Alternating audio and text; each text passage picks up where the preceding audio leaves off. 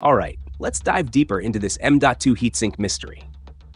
So you've got that B660 board, that shiny Gen 4 SSD, and a nagging feeling that something's not quite right. Don't worry, we're going to break down everything you need to know to keep your storage running cool and your data safe.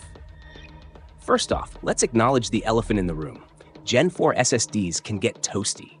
We're talking pushing data at speeds that were unthinkable just a few years ago. And all that speed generates heat. It's just physics.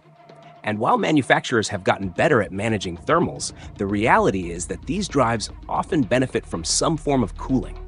Now, about that missing M.2 heatsink. The purpose of that little piece of metal isn't just for show. It's designed to draw heat away from the SSD's controller and NAND flash chips, preventing them from overheating and potentially throttling performance. Think of it like a tiny radiator for your storage. So, what happens when you run a Gen 4 SSD without a heatsink? Well, as we mentioned before, it depends on a few factors. The specific SSD model is a big one. Some drives are simply more efficient and run cooler than others. The workload is another key consideration. If you're just using your SSD for basic tasks like browsing the web or light office work, you might not even notice a difference without a heatsink. But if you're a gamer, content creator, or someone who frequently transfers large files, you're going to be putting a lot more stress on the drive, and that heat will start to build up. And finally, the ambient temperature inside your case can also play a role. If you have a well-ventilated case with good airflow, your SSD will naturally run cooler than if it's crammed into a small, poorly ventilated enclosure.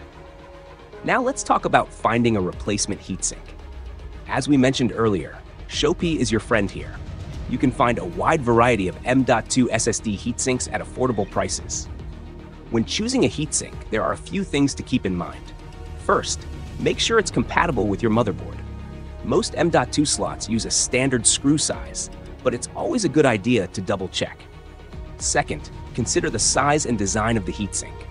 Some heatsinks are larger and more elaborate than others, and they may not fit in all M.2 slots, especially if you have other components nearby. And finally, think about whether you want a passive heatsink or one with a fan. Passive heatsinks rely on natural convection to dissipate heat, while active heatsinks use a small fan to actively blow air across the drive. Active heatsinks can provide better cooling performance, but they can also be louder and more expensive. If you're using a high-performance Gen 4 SSD and you're concerned about thermals, an active heatsink might be a good choice. But for most users, a simple passive heatsink will be more than adequate. But here's where my experience kicks in.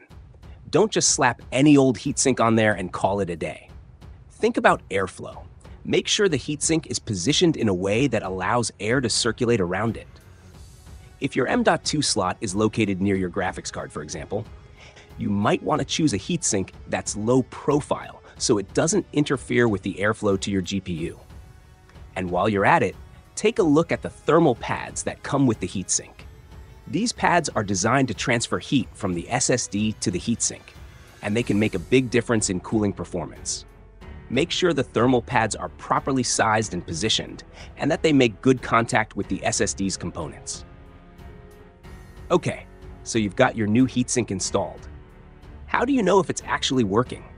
Well, the easiest way is to monitor your SSD's temperature. You can use a variety of software tools to do this, such as Crystal Disk Info or HW Monitor. Run some demanding tasks on your SSD and keep an eye on the temperature. If it's staying below the drive's maximum operating temperature, usually around 70 to 80 degrees Celsius, you're in good shape.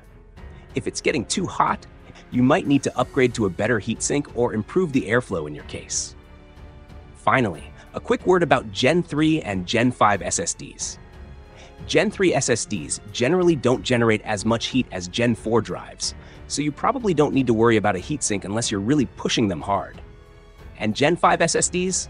Well, those things are beasts. They almost always come with beefy heatsinks built in, so you don't have to worry about finding a separate solution.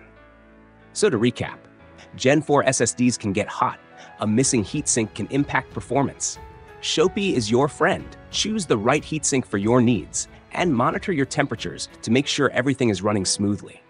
Keep those SSDs cool, and happy computing. If you enjoy this video, please like, share, subscribe and hit the bell to the later update from my channel. Thank you for watching till the end and see you in the next video.